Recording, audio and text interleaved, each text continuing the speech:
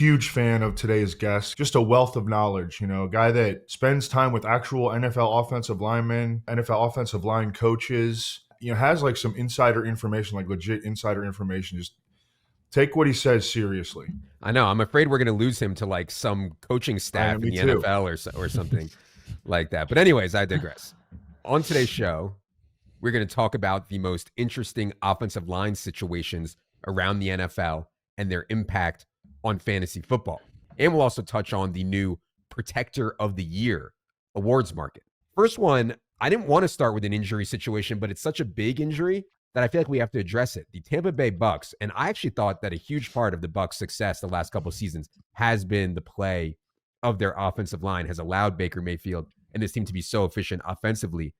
Tristan Wirfs comes out with an injury. This was a few weeks ago, news breaks on the Tristan Wirfs injury. He's going to miss some time. Tristan Wirfs, obviously one of the best offensive linemen in the entire NFL. Brandon, how much do you think this matters for the Bucs while Wirfs is out? Yeah, I mean, I think in the short term, this is a huge injury, obviously, just because the status of Wirfs, just his in the hierarchy of left tackles, he's one of the one or two, maybe three best, I think, in the league. One of the best overall players. He was all pro last year. So, yeah, I mean, behind him, you have a guy right now in Charlie Heck, who's, kind of a spot starter backup. I wouldn't be surprised if they still sign somebody. I mean, Donovan Smith, could be like somebody they bring back, somebody like that. They're just going to have to kind of patch it together until Wirfs gets back. I mean, it's going to change everything for them. I mean, they're just going to have to kind of shift help in their scheme and their plan, as like their pass protection plan to that side, and more pressure is going to be on everybody else now to kind of step it up. So it's going to be difficult. I think you look at the schedule as well. There's a couple really difficult matchups in there in terms of defensive lines. So yeah, it's just tough. I mean, there's no way around it. It's not like they have a great, up and coming backup either. So they're just going to have to kind of try to get through it till he gets back. Yeah. Evan, from a fantasy perspective, it's hard because we did put a tiny team level doc on the Bucs, but we don't want to go too far because Wirfs is going to be back. And the most important part of fantasy season is the second half of the year. So have you made any moves in your rankings off this Wirfs injury, and any more thoughts on Bucs situation, Evan? Well, I'll tell you what, I have not formally moved any Bucs players down because of this injury. But when I'm on the clock, like, it's an injury that I'm thinking about. If you think back to like the on and off splits with Trent Williams when he would miss time for San Francisco, the Cowboys, their offense would fall apart, especially during the Jason Garrett years when they were missing Tyron Smith. The Dolphins, with and without Teron Armstead, that has been a really big deal for them. The most famous one, probably, and he's a right tackle, Lane Johnson, but it goes to show you how much an elite tackle really does matter. The on and off splits for Lane Johnson for years and years have been crazy. So I think it's a really big concern for as long as he's out. Hopefully he'll come back and be healthy at some point. Brandon, what do you think about Charlie Heck? And is he going to be the guy that they turn to? He does have 22 career starts. Yeah, I mean, you're just trying to survive with Charlie Heck out there. I mean, I don't think it's much more than that. He's a below average kind of guy when he's out there at best. Somebody who maybe against the Falcons to open up the season, might look all right, depending on how things work out for that defensive line. A lot of new guys there, but Houston, I mean, week 2, that's going to be tough. I mean, going against Danielle Hunter, Will Anderson, they're going to have to get creative, with how they design everything and their approach. And even New York, the next week, the Jets. Will McDonald is a really dangerous pass rusher who primarily lines up over the left tackle.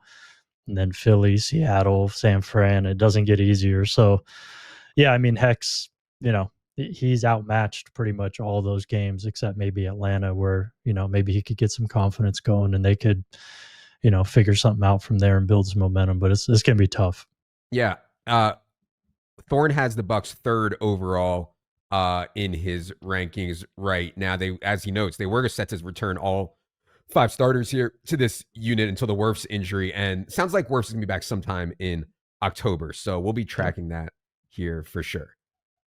All right, going to the worst offensive lines. My God, Thorn, you're going to give the people a heart attack here. The reason that CJ Stroud, the mainstream reason that people give CJ Stroud a pass for last year is the offensive line and the scheme was so bad that Stroud never had a shot. I would also throw in wide receiver injuries. I think it's a combination of all three of those things.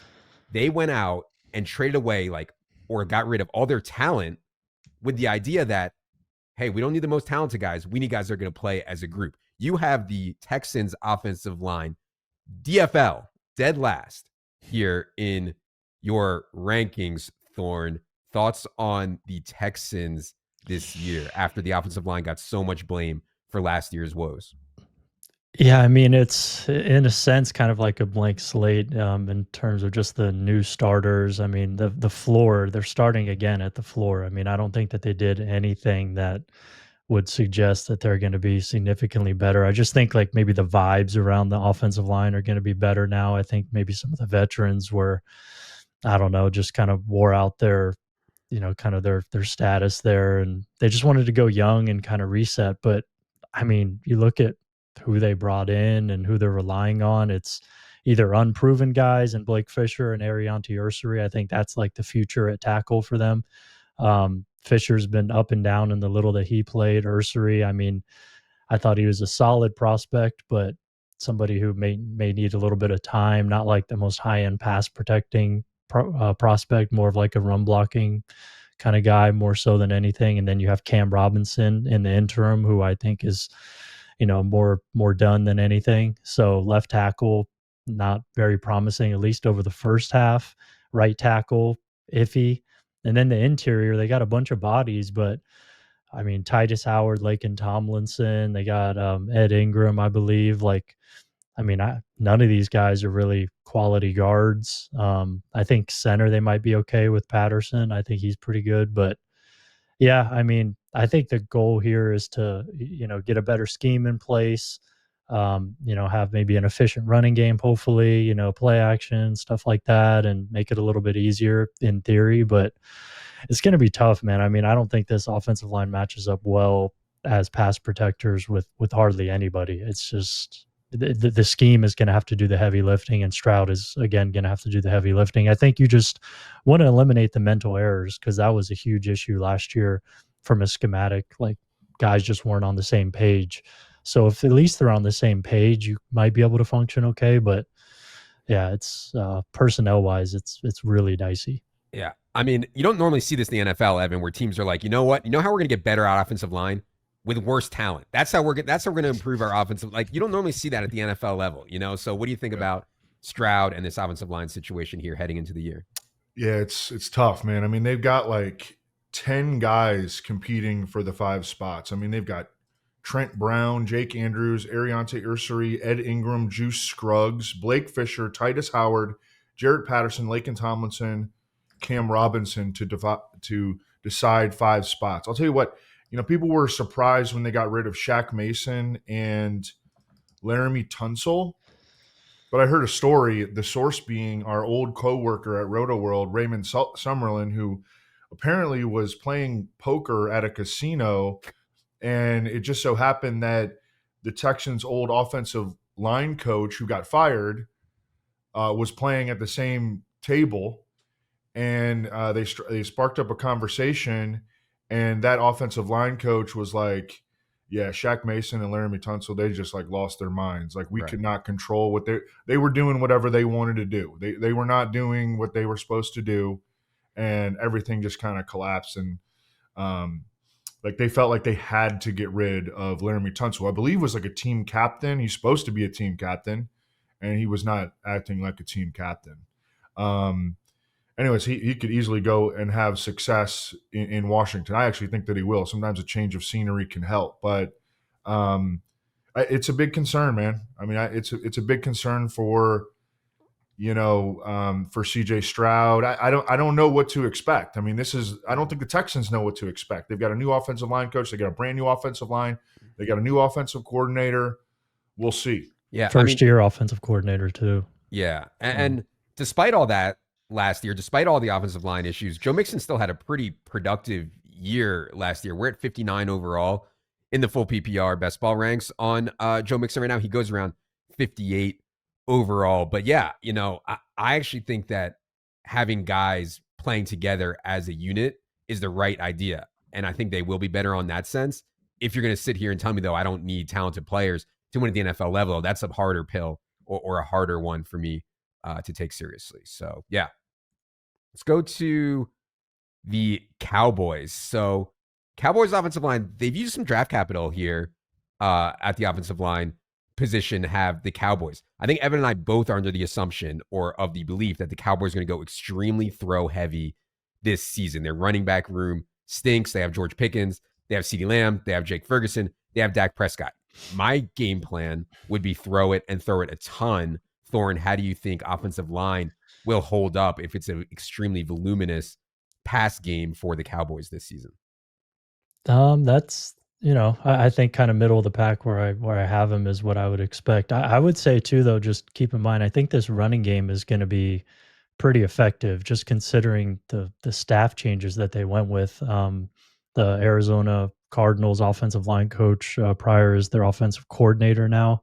Arizona had a very diverse run game last year. That was a lot of fun to watch, and it was like kind of one of the more unique approaches in the NFL last year. So that's going to be coming in with Connor Riley, who's the offensive line coach, who was at Kansas State prior, and they had a really kind of unique, diverse run game. So those two together, I would expect this run game to be pretty interesting. I still would expect them, maybe to pass it a little bit more, but I mean, with Tyler Smith, Tyler Booker, and BB in the middle, I think you could do a lot there in the run game. I think Tyler Smith's arguably the best guard in the league. I think the tackles that's what gives me pause for like a heavy pass oriented system.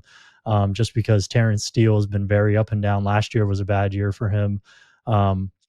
He had a serious knee injury in 22 that he just hasn't really rebounded from since. So it remains to be seen if he could ever reclaim what he was prior. And then Tyler Guyton was an extremely raw 1-year college starter coming in as a rookie last year, and he was very up and down. Some nice flashes, but like we just don't know how much he's progressed either.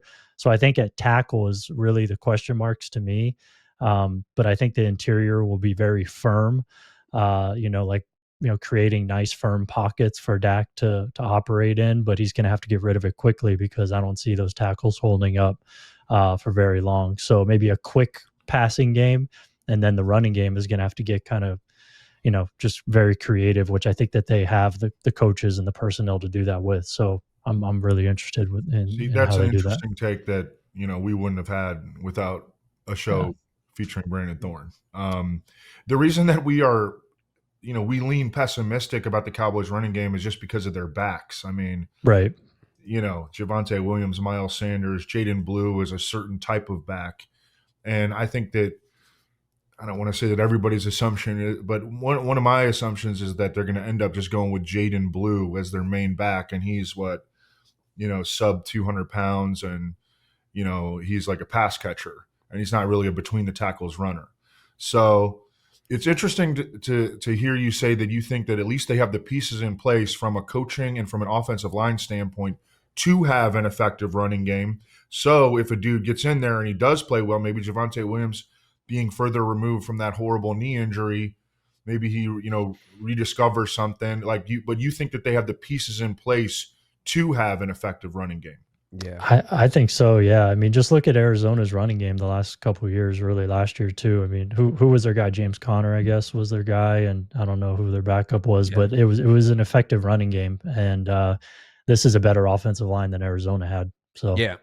I mean, the thing on the Dallas running back stuff is it's just kind of expensive. I mean, Javonte goes 122 overall right now. Jaden Blue goes 148. He's been falling a bit after the quote unquote lazy news, which we'll get to on a future news episode. But and Miles Sanders is the one that's the cheapest. He goes 195 overall here. So yeah, if you get the right back and they're effective, it's just a bit of a parlay for me right now.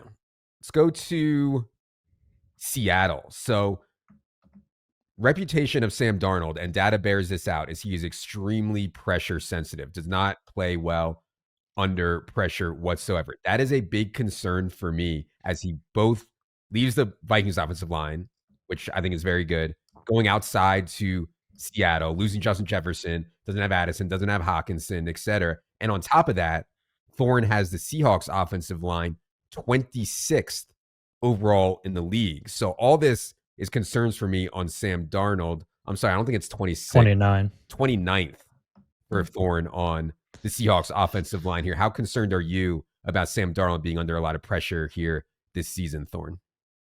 I mean, I'm pretty concerned, but I kind of have hopes too that this could trend upward. Just because I think the scheme is really the big ticket here that you have to focus on under Clint Kubiak, and just that I think is their their goal is to utilize the scheme to ease pressure off of Darnold in terms of being a run first, play action heavy. Just think of kind of like a vintage Shanahan sort of approach to things where the quarterback is a piece of the puzzle rather than anybody they're going to rely on to, you know, execute straight drop back passes and just, throw lasers around the field. I mean, so I would expect it to be sort of like the collective here is going to be okay.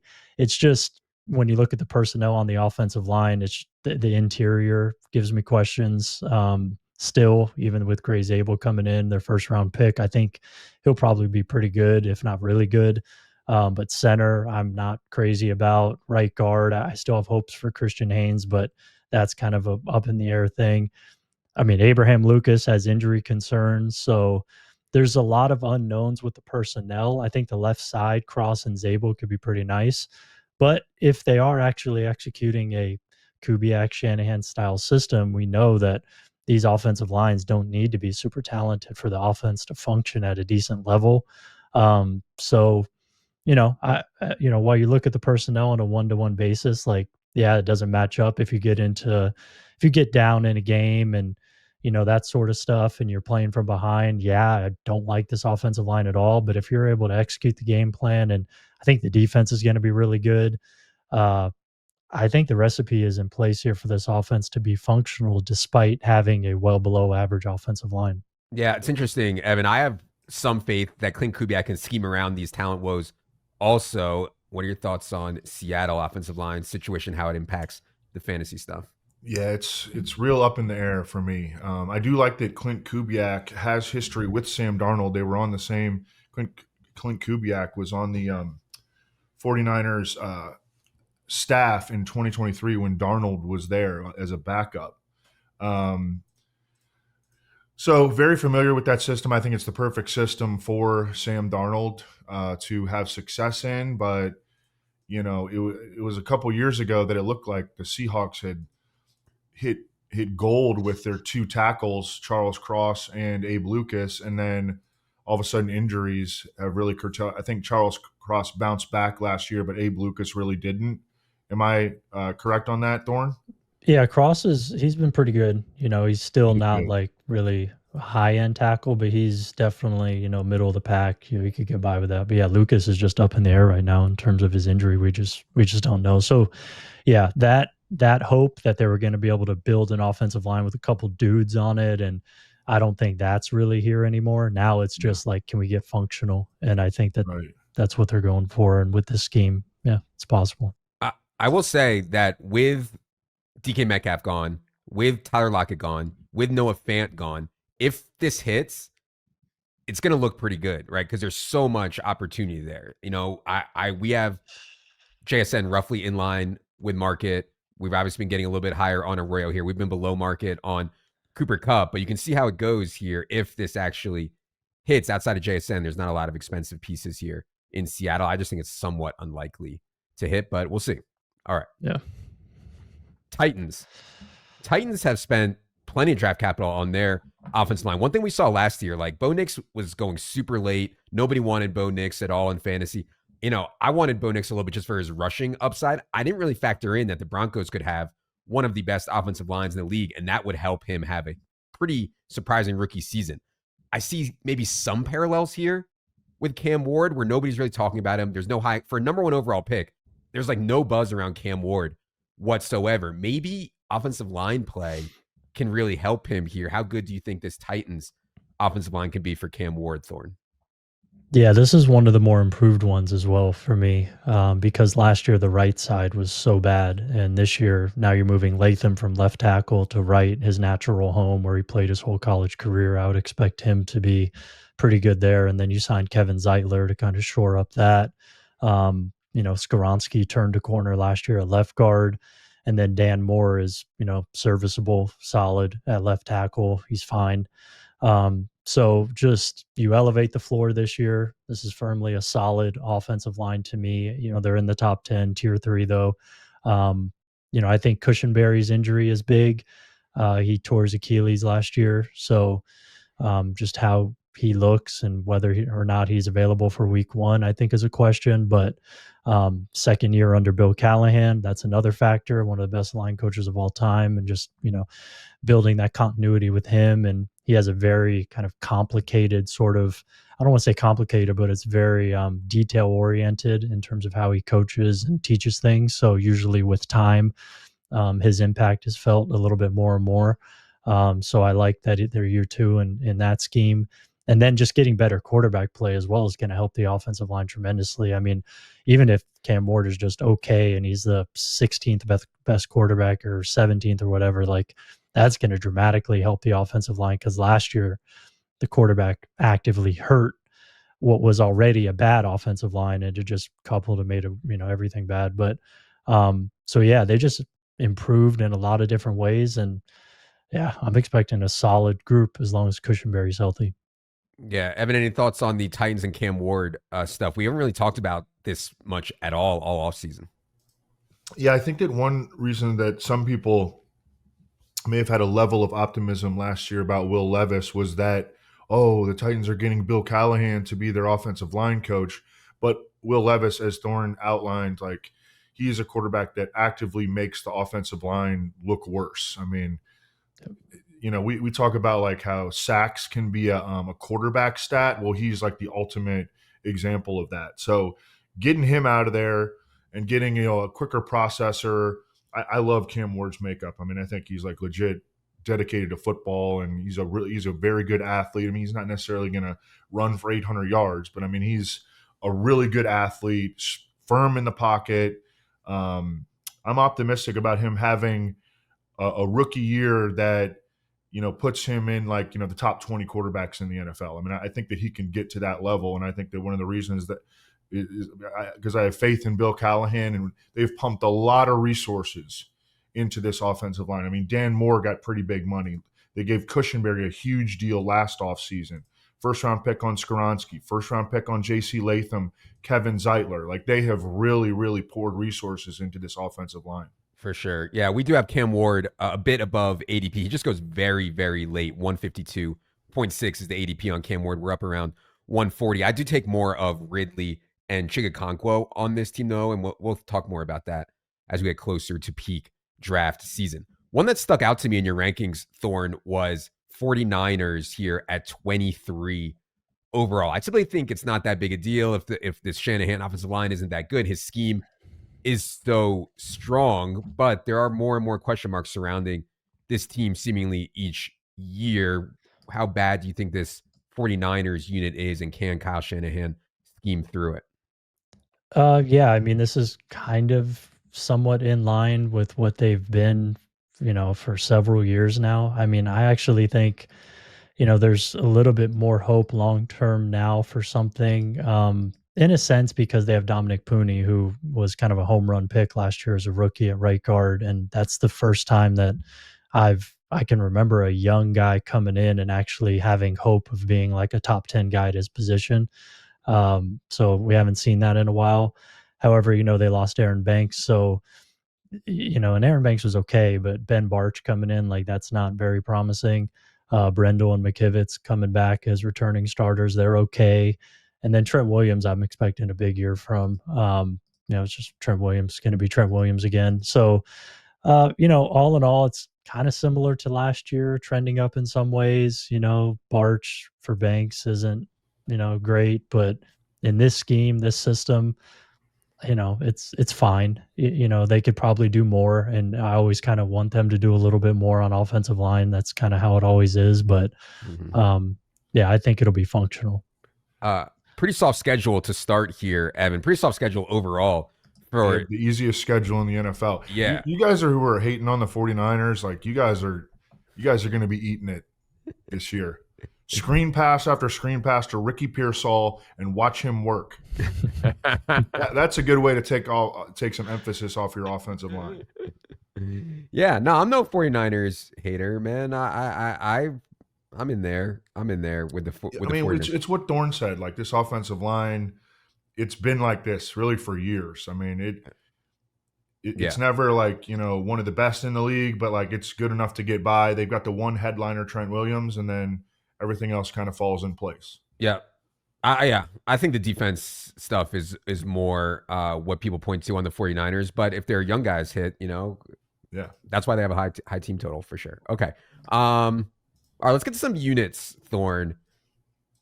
Generally, what units do you think, Thorn, have improved the most since last season? Yeah, Tennessee being one, and then I think the obvious ones is NFC North, Minnesota and Chicago. Either one of those, I think are the two probably most improved. I have them both as top 10 projected units this year. They just allocated a lot of resources to the offensive line. I mean, Minnesota spent a first-round pick and signed 2 free agents to have 3 new starters on the interior to go with one of the best tackle duos in the NFL. I think that's going to pay dividends for them. I mean, they're just elevating the floor and the ceiling with that, and just it's going to alleviate some pressure off of JJ McCarthy, just putting that much around him, that much competency around him. So I think that offensive line could be really good. And then Chicago as well. Like, yeah, the tackles are still the same, but again, similar to Minnesota, they're lower because they don't have the tackles Minnesota did, but 3 new starters on the inside, and Tooney, Dahlman, Jackson. And the big thing for them is they got Ben Johnson. So he's one of he designs one of the best schemes in the league specifically for an offensive line to function at a high level. And I think that is going to help them as much as any of the personnel. So, yeah, I especially after last year, like, Washington was the unit that I projected really low and outperformed it. And that was because I was skeptical of Cliff Kingsbury as much as anything. And he proved, that he could change and design, a really effective run game with Bobby Johnson, their offensive line coach. And I think, so that just emphasized to me again, like coaching, what guys are asked to do, what they're not asked to do is huge for offensive line performance. And getting a guy like Ben Johnson in the building, I think just changes a lot for them, in addition to the guys they signed. So those two for me are obvious. Going right back to Washington, I'm thinking that they could have a vastly improved offensive line. I know we just took a crap on Laramie Tunsil, but if the change of scenery helps him, then that allowed them to kick Brandon Coleman into left guard, and they drafted Josh Connerly in the first round. And I think that Sam Cosmi has a really good reputation. Tyler Biadasz has a good reputation. I was thinking that they could be maybe one of the most improved. Washington, and people aren't really talking about that, I feel like, as it relates to Jaden Daniels. Well, I think the big thing there is Sam Cosmi tore his ACL in the divisional round, and he was their best player last year on the offensive line. So his return is the thing. I would say them and Tampa of my top 10 units, those are the ones that you kind of have to put a caveat to for like the first few games, because we just don't know when Wirfs and Cosmi are coming back. However, I think it's more promising for Washington because they have all 5 starters from their offensive line last year, I believe, returning, but like several of them are going to go to the bench. So they're going to have good depth. They're going to have, better starting personnel. So that's why I have them at, in those top 2 tiers. So yeah, I agree. It's just, we'll see when Cosmi's coming back, but they have a starter last year to fill in for him. So it shouldn't be too bad. But once Cosmi comes back, that line can be really, really good. I want to go back to the Bears for a second. Caleb Williams took 68 sacks last season, 68, third most in the history of the NFL. I understand the offensive line was terrible. A lot of that I thought was on Caleb too, holding the ball too long, lowering his eyes, whatever it was. This Ben Johnson plus this offensive line, the assumption is that Caleb is going to take far, far, far fewer sacks here coming up. And I'm optimistic on Caleb, but there's still like part of me that's like, man, sacks is a quarterback stat. He doesn't get the ball out enough quickly, So I just want to throw that out there on the Caleb and Bear stuff. Even if the offensive line is improved, he also has to improve in terms of not taking pressure also. I wanted to ask you about this too, Thorn. I think I don't know how it's going to go because Braxton Jones at some point is going to come back from his neck injury, and it's going to be a training camp battle. But right now, it seems to me like Ozzie Trapillo is going to be the Bears' starting left tackle. It seems to me. I mean, again, they haven't started doing anything physical yet, but it seems to me that Ozzie and I had heard that he like from Lance Zierlein that Ozzie Trapillo is like a right tackle only. They have him at left tackle. Yeah, so yeah, Trapillo is a guy that I really liked as a prospect, but I did see him as a right tackle only as well, just because we never saw him play left at Boston College. So, and he's not really the sort of player that you would necessarily project over there. I compared him to Rob Havenstein, the Rams right tackle, who is a guy you don't hear a lot about, but for good reason. Like he's just kind of there, he's fine. And 10-year starter kind of guy. And that's how I saw Trapillo, just being like, he's fine. He's a dependable player, dependable starter kind of guy. So it's interesting that he might play left tackle and probably will. But I don't really see it changing much at all, with him or Braxton Jones. I see Braxton Jones as a below average starter. I think it's probably safe to say Trapillo is going to be a below average starter. So I don't really think that moves the needle necessarily, especially in this scheme, especially with Tooney on the left side. Like, I think you just need competency over there, and I think you get enough of it with Jones and Trapillo. All right. Let's go to the other side of the coin here, Thorn. What unit or units do you think have gotten significantly worse since last season? Yeah, this was a kind of a difficult one for me to choose because I think a lot of units did get better or stayed the same. The first one that comes to mind is the Dolphins. And that's because Teron Armstead's retirement. I think, and Evan alluded to the splits with him on and off the field as well. I think that's real. That matters.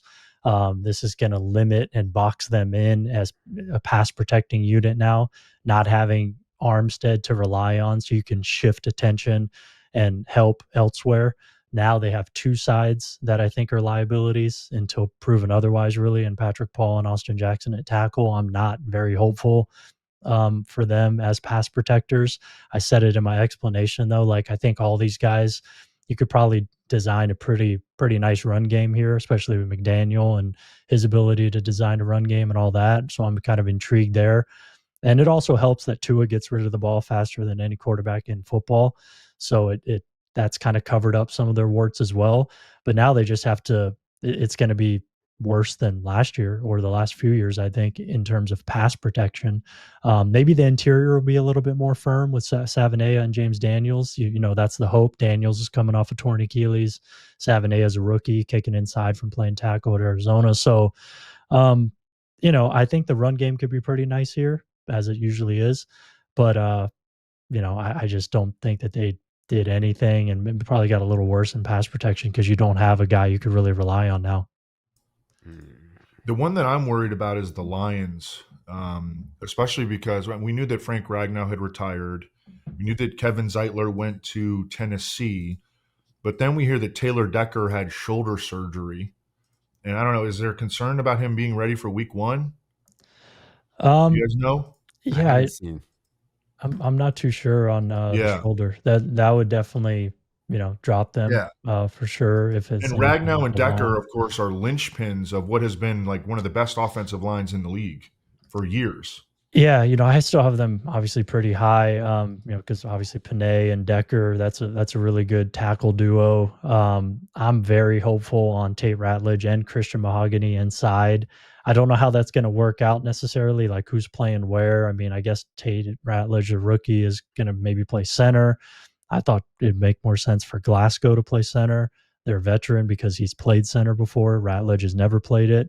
And that way you could keep Mahogany and Ratledge at guard. So like that's kind of up in the air. But I really like the fact that they retained Hank Fraley as the offensive line coach. I know that Ben Johnson and Aaron Glenn wanted him, and the Lions kept him. So I think that's huge. So you have a lot of continuity there, just in terms of the coaching and the infrastructure of the room, the offensive line room. So I think that matters. So I'm pretty hopeful that They could still be a above average to very good offensive line, but yeah, obviously there's more uncertainty now, and I definitely don't. They took a step back for sure, but I don't know that the step back is that pronounced yet. I'm not Yeah. too concerned. Decker sounds like he's going to be okay. He said his rehab's been going awesome. Dan Campbell thinks that Decker will return to practice after the Hall of Fame game. So sounds like he's going to be okay here for week 1. Will Taylor Good. Decker. Okay. Anyone else you want to mention getting worse, Thorn, or are we ready to move on here? I think that's probably good. I mean, Okay. Yeah, that's good. Okay. You guys know the awards markets are near and dear to my heart. I'm talking about the awards betting markets, odds to win MVP, odds to win comeback player of the year, etc. I think this is the softest market in all of NFL betting is these awards markets. I have so much fun building a portfolio of it every single year, trying to get long shots at good prices, etc., etc. Anyways, this year, the Associated Press decided to add a new award. It is called the Protector of the Year Award. The criteria for this award is skill, impact on team, leadership, durability, and competition. In typical fashion, the Associated Press does not make it very clear exactly what the voters should be voting for. They leave it very, very vague, which allows us to be like, well, who are the voters?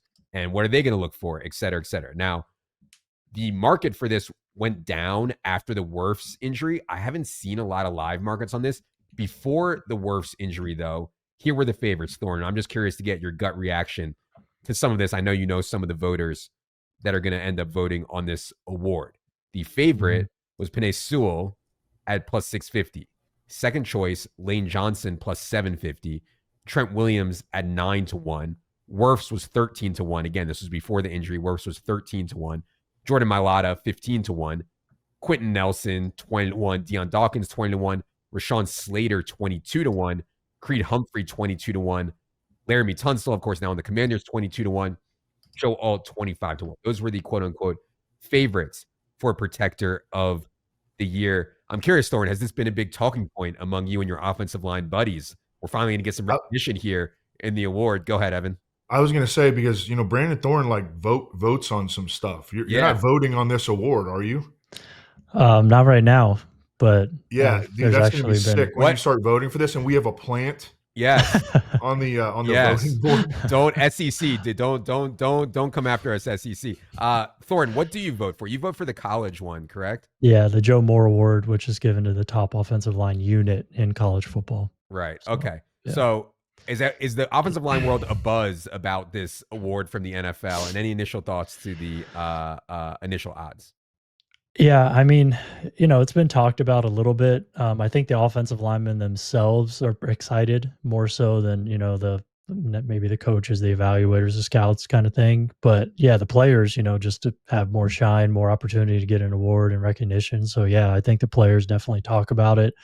I'm still, I don't want to say skeptical, but we'll see on, how this is voted on and stuff. I mean, I see the criteria on the website. I know, a couple of these guys that are voting. I mean, and the players who kind of brought it to the forefront and all that. I've talked to them about it. And, to be honest, I just am curious to see. So it's a 6-person panel, retired offensive linemen, Jason Kelsey, Andrew Whitworth, Will Shields in the Hall of Fame, Orlando Pace in the Hall of Fame, Sean O'Hara, Charles Bentley. You got 2 former centers, you got a couple guards, you got a couple tackles. So that's cool. I like that they actually put centers on there to give a guy like Creed Humphrey a chance. I just wonder how much tape are these guys going to be grinding in the retirement? You know what I mean? Like, are they going to be looking at PFF and, glancing at some games, watching it on TV on Sunday, that kind of thing? You can't really, figure out who the truly best offensive linemen are that way. I guess if you want to look at counting stats, you want to look at PFF, you want to look at the games on TV. I have a feeling that's probably how it's going to be decided. I think somebody like Andrew Whitworth, I know, will probably be studying film, and Jason Kelsey, wouldn't be surprised if he's studying film, but like some of these guys have been retired for, 10, 15 years. I just, maybe they are. I hope they are. It's just, so I'm a little skeptical that way. But all in all, I'm happy the award's here. In terms of who could win it, I just think Lane Johnson's the best offensive lineman in the league. So unless some sort of drop off happens this year, I don't see that changing this year, unless maybe Panay even gets better as a pass protector. Panay Sewell, he's already a great run blocker, but Lane Johnson is the best pass protecting offensive lineman in the NFL at any position. So I think he would be my favorite. And then after that, it gets interesting. Panay Sewell probably number 2. I think Trent Williams 3. How they have it ordered, I think is pretty good. I'd put Lane number 1 though, and Lane, Trent, Panay are I think the 3 favorites. After that, it's kind of wide open. Who would you have voted? I'm curious who would you have voted for last year if you had a vote? Lane Johnson. Okay, for sure. Yeah. Easy. And when I'm thinking through these awards, I always think how much does team success matter? For certain awards, like Defensive Rookie of the Year or Comeback Player of the Year, team success doesn't matter that much. For other awards like MVP, team success matters a ton. For this one, I kind of think team success is going to matter. And so along those lines, Lane Johnson's, the Eagles are going to win a ton of games this year. The Eagles are going to be one of the best teams. And so I like the Lane Johnson call. He is one of the favorites, though. Like I said, he was plus 750. That was before the Wirfs injury. I haven't seen an updated line here. Evan, any thoughts on this new awards market here for offensive linemen? I didn't even know that it existed until yesterday. But I did look at the market, and I was a little bit surprised. Colton Miller at 80-1. Just looking for a real long shot. Maybe if Chip Kelly gets the running game going with Ashton Genty for the Raiders. The thing that you worry about with the Raiders is, like, are they going to get highlighted enough for a guy like that to win that award? But they should be better. And if Ashton Genty goes off and Geno Smith, obviously a huge upgrade at quarterback, maybe Colton Miller could get highlighted more. But I don't know. I'm still learning about the award. Yeah, for sure. Go ahead, Brandon. Yeah, so I'm just looking at some of these you tagged in the email, like Rashawn Slater, Joe Alt, 20 plus 2,200 plus 2,500. I think they kind of hurt each other. It's just like any other award where you have 2 guys on the same team who are balling out. Yeah. So those guys probably almost cancel each other out. They're both really good players who could win it on their own, but it's going to be tough to distinguish who to give it to there. So that might hurt them a little bit. I would look to, I think Deion Dawkins has a shot. He's the guy who kind of ushered in the award. Yeah. There's going to be a little bit more of an emphasis on him, I would say, in some respects, just because of what he did to bring it, to fruition. So he's playing the best football of his career. He's in a great situation to replicate what he did last year. But again, they also have an excellent right tackle in Spencer Brown. So that may hurt him a little bit. But similar with Lane and Jordan Mailata, they may hurt each other a little bit. Yeah. So that's why I kind of think Trent Williams and Panay are really good bets as well, because they don't have anybody on the line that's going to really challenge them for this award.